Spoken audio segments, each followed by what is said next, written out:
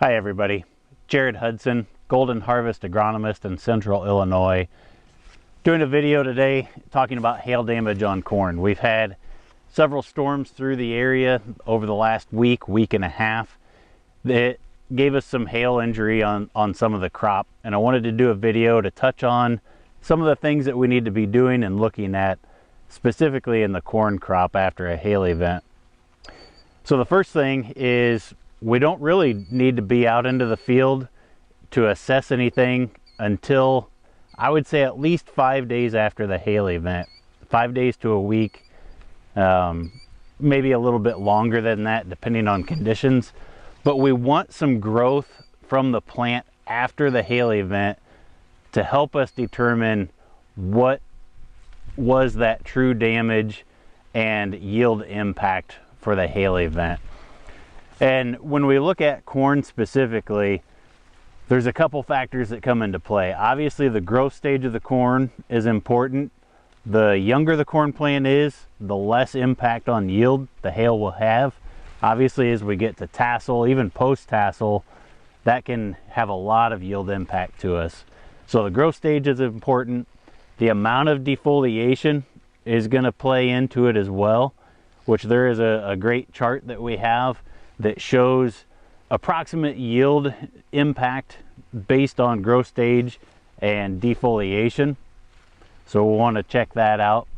And then the other thing to really think about, which is a key factor, is was there severe stalk bruising with that hail?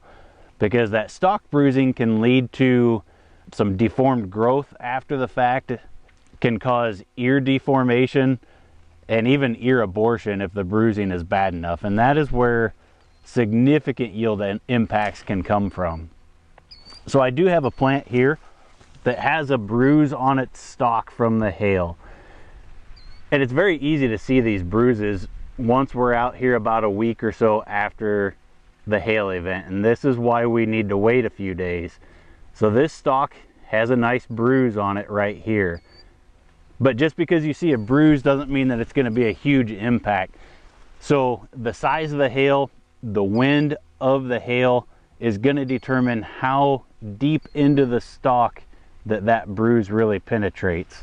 So on this plant, we can see if you peel that leaf sheath back where that bruise was, you can't see that bruise down to that next layer. So that tells you that that bruise is just going to be cosmetic. It's not going to really have any impact on development of this plant or ear formation. So that is a good sign.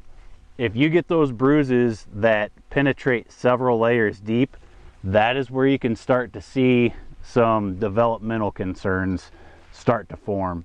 So luckily, this field isn't too bad. The plants were at about V7 or so when the hail event occurred. The new growth looks great. We have ideal weather conditions for the plant to grow out of this. That is the other thing to consider as well, is what does the forecast the next 10 to 14 days look like post hail event? If it's ideal growing conditions, that is going to help that plant recuperate and be able to retain as much yield potential as possible. If we get extremely hot and dry and we have drought stress, then we could see that yield impact be a little bit more because you have an additive effect of stressors on that plant at that time. I hope this video helps. Hopefully we don't have to have this conversation too many more times this year and that our hail issues are maybe behind us. But let me know if you have any questions as we move forward. Have a good one.